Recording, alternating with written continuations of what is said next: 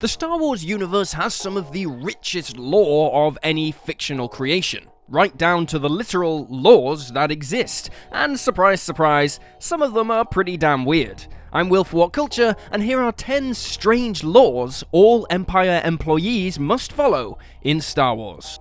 10. Assassins must inform a target that they're marked for death.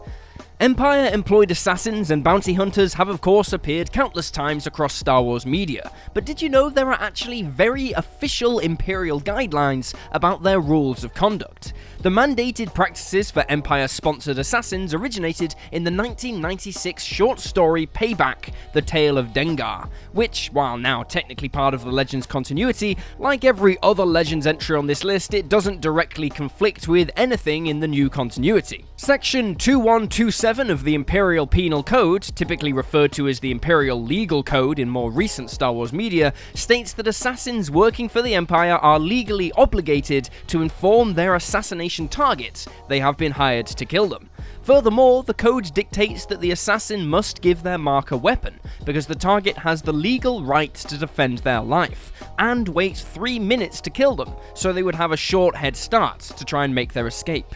All things considered, it's a weirdly honourable ruling, honestly. 9. Doctors can't inquire about midichlorians. The Empire employs people from all walks of life, not just murderers. Quite the opposite, in fact. They need doctors just as any sufficiently sizable organization or settlement does. But doctors working for the Empire also have their hands bound by Statute OB CPO 1198, which, while broadly covering illegal medical research, was primarily intended to stop inquisitive doctors looking into midichlorians. This legislation was first seen in action in the 2007 Legends novel Death Star, where Dr. Cornell Davini discovered that one of his patients had an abnormally high midichlorian count and attempted to research it on the information portal MedNet, only to find himself arrested as a result. Midichlorians are of course linked to a person's potential force abilities, yet despite being easily measurable by a blood test, the Empire strictly prohibits even medical professionals from investigating further. 8. Playing the Galactic Republics Anthem is strictly prohibited. If you're a member of the Empire, an easy way to get on Emperor Palpatine's bad side is to play, sing, or hum All Stars Burn as One, the official anthem of the Empire's direct predecessor, the Galactic Republic. In the 2010 video game Star Wars The Force Unleashed 2, Imperial Edict 233B is said to expressly prohibit any public play of the anthem, which was traditionally used for diplomatic and military meetings. The ruling applies to both Empire employees and general citizens, and a databank entry in the game reveals that a 7-year-old Leia was herself expelled from school for tampering with the PA system and forcing it to play the Republic anthem. 7. Don't disrespect aliens. Promoting equality among the races and just generally not being xenophobic trash are both solid virtues to live your life by, but they're damn strange edicts coming from the Empire. Upon enlisting the Empire's Imperial military, soldiers are given a series of so-called general orders, which, among other things, strictly prohibit military officers from disrespecting aliens in any way. This was first mentioned in the canon 2017 novel Thrawn. But considering that Palpatine's orders killed billions and brought misery to trillions, it's pretty odd to start harping on about the whole not being racist thing above all else. Of course, this is not to ignore the truth of the matter. Treating alien races disrespectfully could risk the Empire's interplanetary relations. However, as Imperial Cadet Eli Vanto explains to Thrawn in the book, some Imperials simply ignore the rule and were flatly racist regardless. And aside from Thrawn, the Imperial military prohibited service from non-humans altogether. Now that doesn't really sound like respect, does it? 6. Treat the Emperor's wife as his property. The Empire doesn't make the same provisions for women as it does for aliens, and good old-fashioned sexism appears to run right to the rotten core of the Enterprise.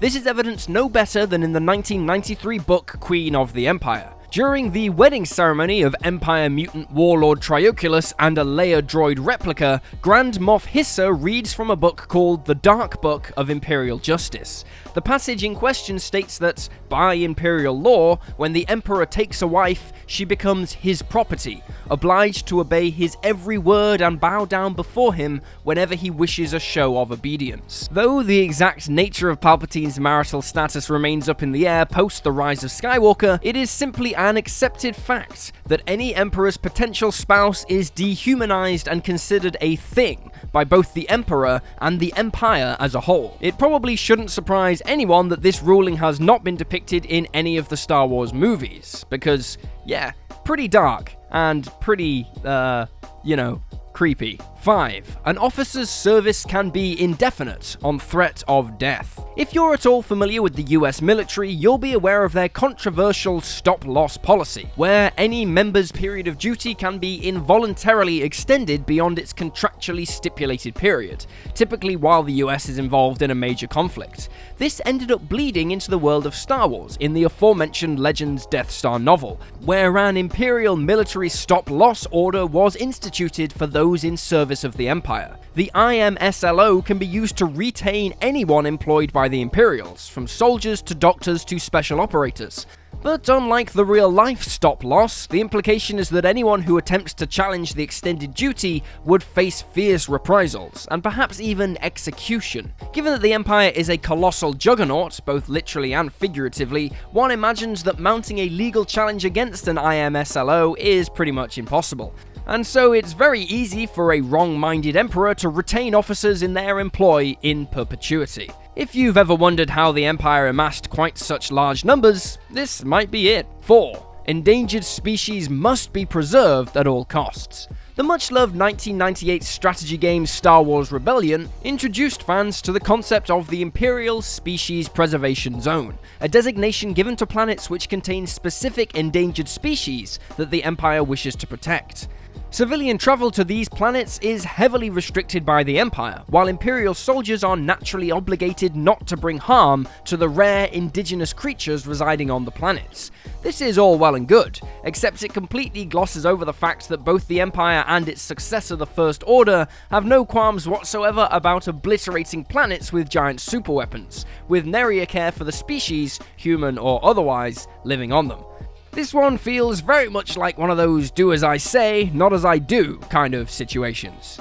3. Use any and all means necessary to apprehend a known criminal. The rules of engagement for any armed authority are crucial, in Star Wars as much as they are in real life. Those with the power to end a life in a second need to have that power regulated and clearly defined. The 1997 sourcebook for Star Wars the role-playing game, No Disintegrations, name drops an especially curious instruction for Imperial military officers when it comes to dealing with no criminals. Imperial Remandation Order 421BX72 states that officers can use any and all means necessary to apprehend a felon, and offers no further specificity on what that actually means. Basically, it gives Empire soldiers an awful lot of leeway to read between the lines and simply execute a nuisance criminal, in turn denying those accused of crimes the fair safety of due process. Basically, they can do whatever the hell they want.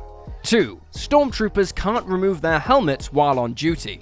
One of the most distinctive features of a Stormtrooper, beyond their white outfit and terrible aim, is the fact that they never remove their helmets. While in cinematic terms this helps paint them as a faceless, monolithic enemy, in Star Wars The Force Awakens we actually hear the rule confirmed as official regulation, when Finn is admonished by Captain Phasma for removing his helmet.